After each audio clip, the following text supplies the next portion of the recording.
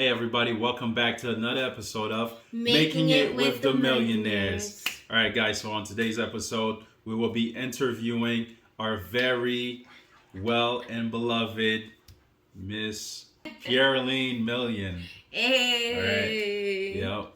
Alright guys, so it is the beginning of May, and that means it's decision day for lots of seniors around the nation. And so we wanted to take some time to talk about our college experiences, to share with those who may be going through that process. And so today I am proudly repping my alma mater, UMass Amherst. You already know your boy went to Nike Air. You know what I'm saying? I was out there balling NCAA. Catch me on the gram. Okay. So I went to UMass Amherst between 2012 and 2016. I have a dual degree, meaning 2 degrees, one in psychology and one in public health. I have a Bachelor of Arts in psychology and a Bachelor's of Science in public health. I minored in education and African American studies as well as criminal justice.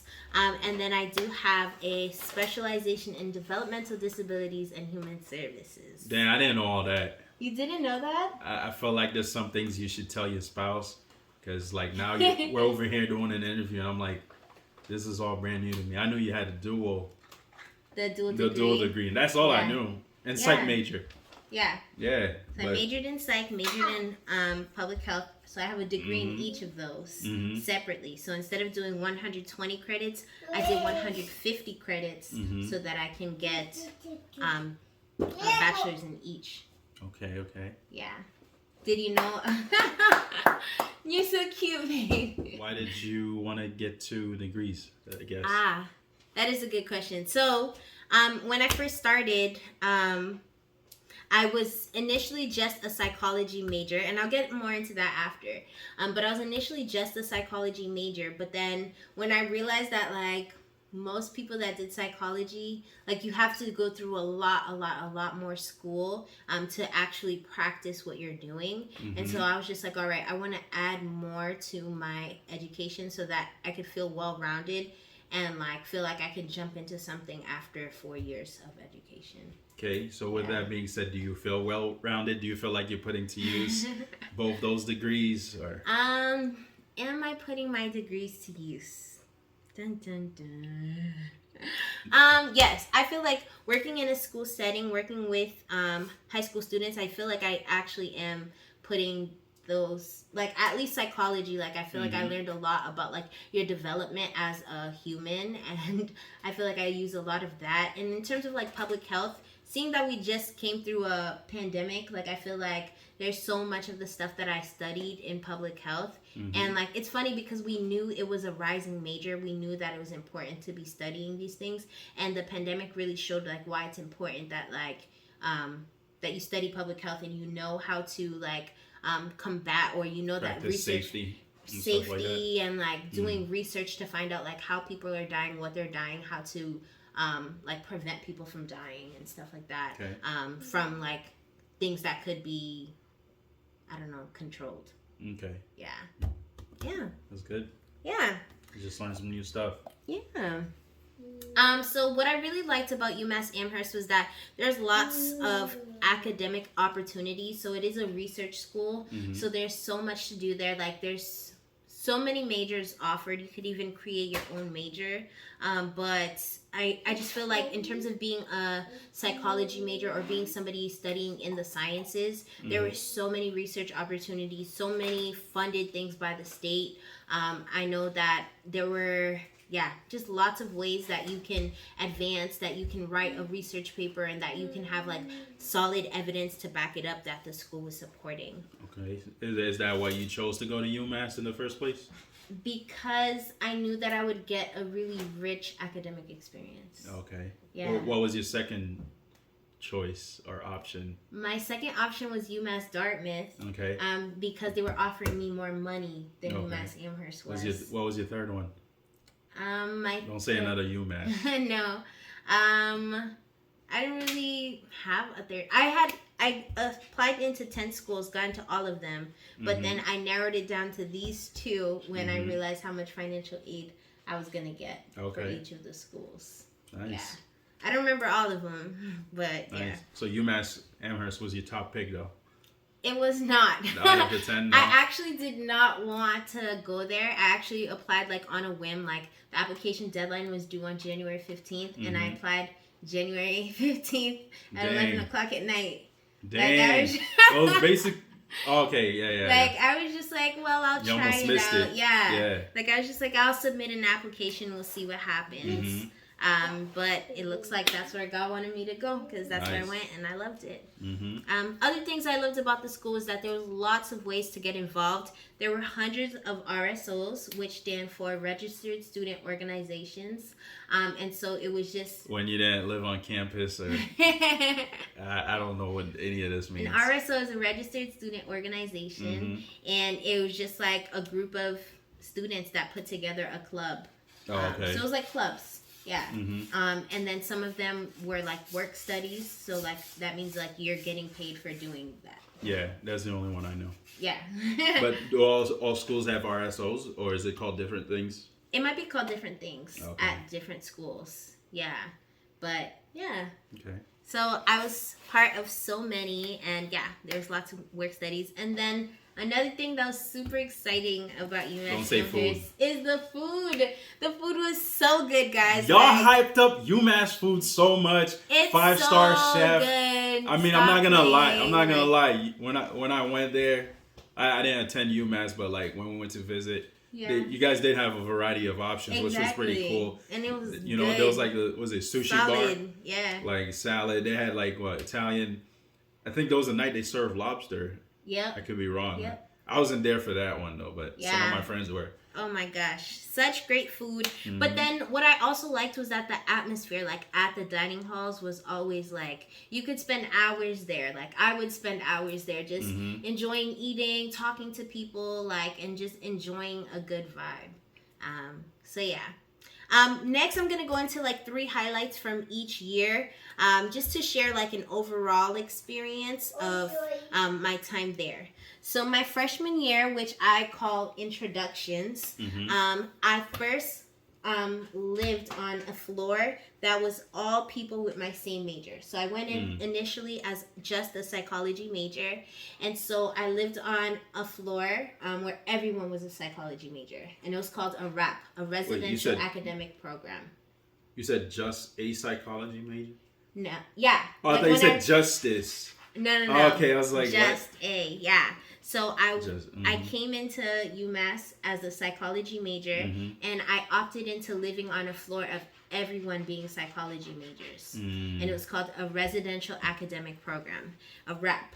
And so all of us took English 101 together, and we all took Psychology 101 together. And so that was really cool that we all took at least 2 classes together. We all lived together. We helped each other study. We went out to eat together. Like, it was just a nice way to like come in to school and just know that like, okay, we're all doing the same thing. We're all on the same page. And I really loved it. Like, it was a great time. We set up a trip. We went to Montreal, Canada together, and that was so fun. Like, never know when you went to Canada. Yeah, I went to Canada. I went to Montreal. Why am I fighting things on video? I know, you never asked. You never asked. But yeah, so that was really fun. That year, I also got sick a few times. Like, there was a time where, like, I was just struggling, like, to eat. Like, I couldn't hold anything down. Like, everything was coming right back up. Like, I was really struggling. And I remember I threw up something, and that's when I went to the doctors. And that's when they found out I have anemia and the von Willebrand's. And so, like, that was the year that I found out all of that and all of the health issues that I needed to deal with. Oh, I thought a lot of people knew they had anemia from, like, being young. Nope. I never knew. That was the year I found out, because I got extremely sick. And then I was just like, what's going on? And I bounced around from doctor to doctor to doctor that entire year. Also, that same year, I had multiple flare-ups with my asthma, which hadn't happened to me in a long time. But the temperature was a little different there. Yeah, it's colder, right? Yeah, I don't know what made it colder, but, like, it just felt colder. And, like, I don't know, in the winters, I get, like, seasonal asthma, and my asthma would just get irritated more. And I was super active. I was doing dancing and stuff. And so, like, I had to get back on an inhaler for the first time my freshman year of college. But you're good now, though. Yeah. Yeah. I haven't seen you wheezing or... Not in a while. Yeah. It's been a while. Yeah. But other than that, when I was feeling up and good, I got to get involved and I met a lot of new people. That same year, my freshman year, I joined HASA, which is the Haitian American Student Association. I joined BASIC, which is Brothers and Sisters in Christ. And I just started getting to know people, and that was really fun for me. Next, we move on to my sophomore year, and that's the year I would say that I really built myself up as a leader. So that year, I became an RA. A RA is a residential assistant. Yeah. Residential assistant. And so I was in charge of my floor, making sure to keep up the conduct. But what I really loved about that is that it helped pay off my room and board. So my freshman year, I actually struggled financially to be able to stay on campus. And so I gave up my rights to like have like food. Like not have food, but like I changed my meal plan to like a really reduced meal plan just so that I can afford to stay on campus. Oh, okay. So it really helped me my sophomore year and moving forward to be an RA, because after my room and board was paid for, my financial aid was then able to cover the rest of my school. And so I didn't have to pay anything sophomore year moving forward. That was a smart move. I tried. Yeah. I mean, the food was pretty good though, so I'm pretty sure it kind of hurt. But I had lots of friends. Like, so like I went to school with Berklee. Berklee helped me out. Like, so y'all used to eat off each other's plate. Yeah. Well, no. Like, we had other friends too. So, like... So y'all were eating off your other friends' plates. No. Like, you had swipes. So, I think each year you had, like, 224 swipes. And so, like, people could be like, oh, I'm going to swipe for you too. Oh, okay. So, like, we all shared. We took care of each other. As you should, right? As you should. All right. That year, I also... became a leader on HASA, the Haitian American Student Association. I became a dance coordinator. As you know, I love to dance. And so I danced so much that year. You got some footage from HASA? Maybe. If I find some, I'll throw it in there. But I did a lot of dancing that year and just really established myself as a leader on campus. Yeah. Ignore her. You don't All give right. her no attention. So then my junior year is the year that I call buckling up, because that's the year that I was just like, I am going to add a double major. And I was just like, to double major and add another major, I'm going to need to take more classes than usual. How many classes per average do you think college students take in one semester? 6 to 7. No. It's less? Yes. Dang, I feel like I had like 6 classes. Usually it's 4 classes. 4 to 6 is like 6, average. Yeah, 4 to 6 is average. And to be full time, you have to have 12 credits or more for a semester. But moving on from my junior year and on, I was taking about like 21 credits. So like 6, 7, or 8 classes per semester, and I always had to get it overridden by the dean of students to be able to do that. But I was just like, in order for me to graduate and leave here with 2 different degrees, I need to buckle up and do all this work as much as I can. And so I added that. I took 6 to 8 classes each semester until the end. That year, I decided to step down from the e-board of HASA and joined the e-board of BASIC, Brothers and Sisters in Christ, because I sat down with my friend Berklee and I realized that like the impact that I wanted to leave on campus was not that I can dance or that I'm a fun person, but like I really wanted to spread the light and the gospel of Jesus Christ like as much as I can in my time there. So I stepped away from my responsibilities in HASA and poured more into BASIC and served more. And then I also took a dance class, like Jazz 101. I remember you telling me and that. I loved it. It was hard. I didn't know that was in college. It was in college. Oh, wow. And it was so hard because I didn't have any prior, like, jazz or any formal dance experience. But it was, I learned so much and had so much fun. And that is the one class in all of my college career that didn't count towards my minors or my certificates or my specialization. Like, it was just a class I took just sheerly for fun. Do you still remember how to do it? No. I could probably remember. I've never seen you do it. You never? Yeah. I see you dance like Afro beats and like and maybe hip hop or like, but I could show you. Yeah, I'm curious. Yeah. Yeah. And then last was my senior year, which I called finishing strong. That year I made a senior year bucket list, which I highly recommend. And it was just really fun to like tackle things like go out into the city and take a walk, go on a hike. Like I just had some random things on there. Attend a fashion show and be part of a fashion show. Like I think I was there for that. You were? The fashion show. Oh my gosh, I didn't know that. Yeah, I remember that. And I was in like these really big red heels, and I remember being scared because, you know, like I don't really walk in heels like that. But I put myself out there in front of a bunch of people, and the pressure of being in front of so many people, like I did my thing, okay? It was a good time. I loved it. That year I became the president of Basic Brothers and Sisters in Christ. And so like it was just really fun just leading that group and just, you know, trying to advance the gospel while I can in my last year there. And then I also became the RA of Harambe, which was a specific floor made for the Black people on campus, like for the people that wanted to be in a space, an affinity group for people of color living on campus. I don't remember. I think it means like unity, community. Okay. I wasn't sure if it was after the gorilla incident where the Harambe got shot.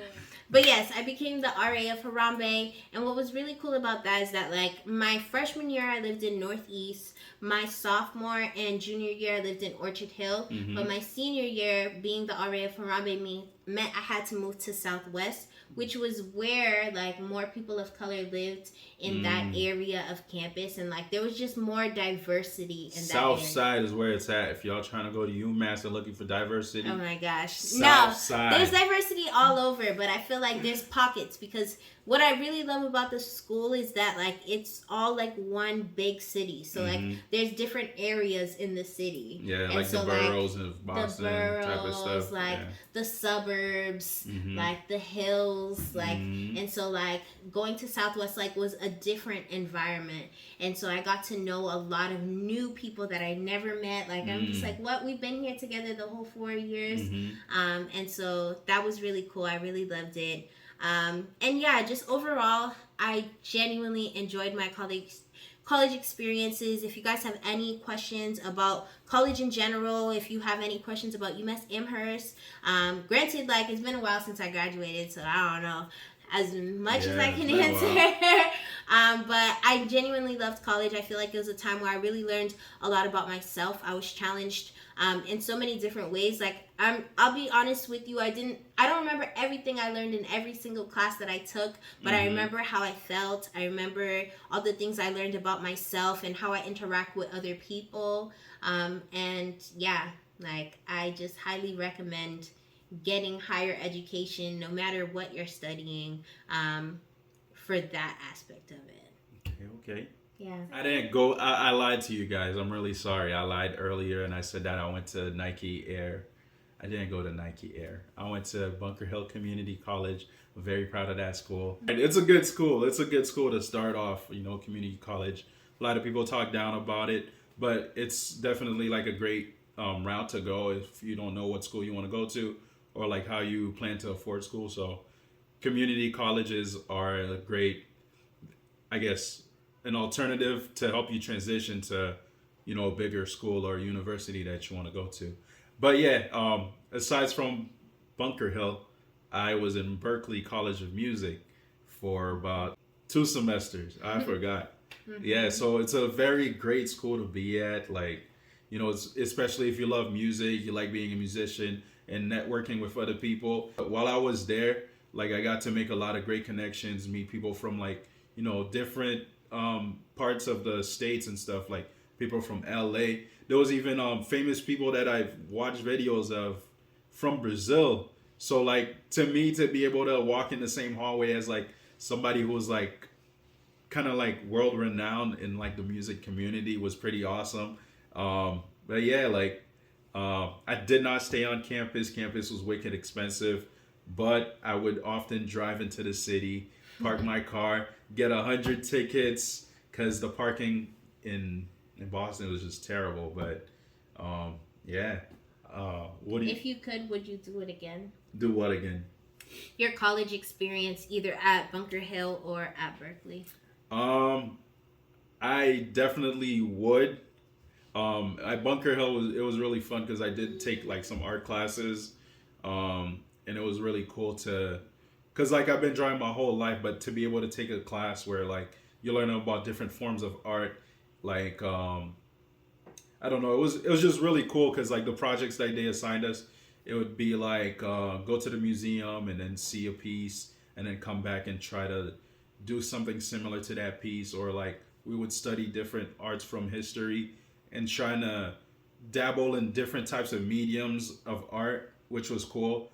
And like at Berklee, it was also cool because like I love Renaissance, so I had like a history class where we would study about like the Renaissance and like how it impacted like modern music and how it impacts like, you know, the art and stuff. And so we would go to the Museum of Fine Arts, which was one of my favorite places to be at while I was there. So like I would definitely do it again.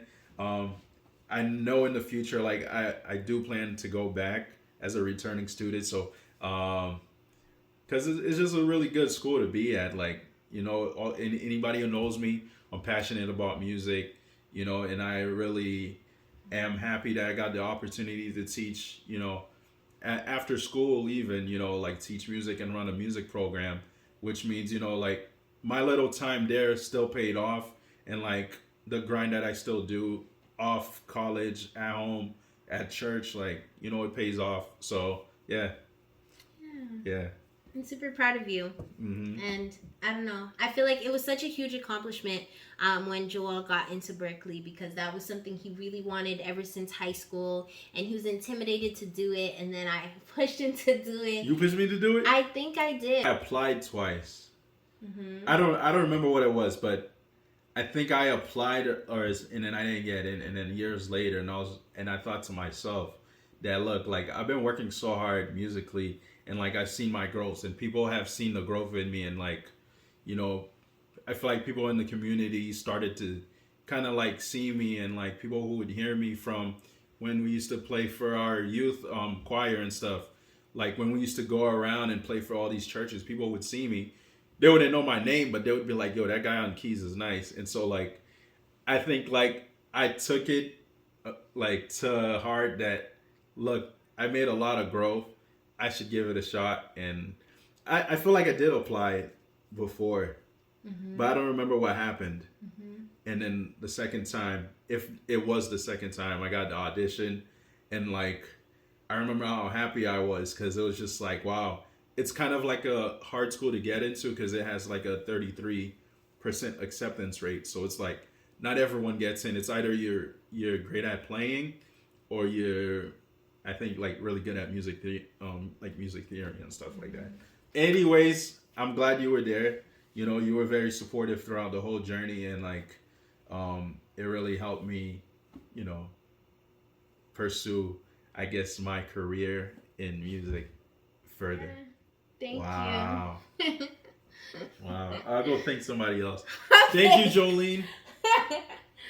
Alright guys, well, we hope you enjoyed this video. Please leave us with any questions you may have in the comments below, and we'd love to answer. Yeah, thanks for tuning in, and happy decision day to all you high school seniors. Good luck. I say this all the time, but college, high school, your education is what you make of it. So just do what you can, be happy, and give it your all. All right. This is Making It with the Millionaires.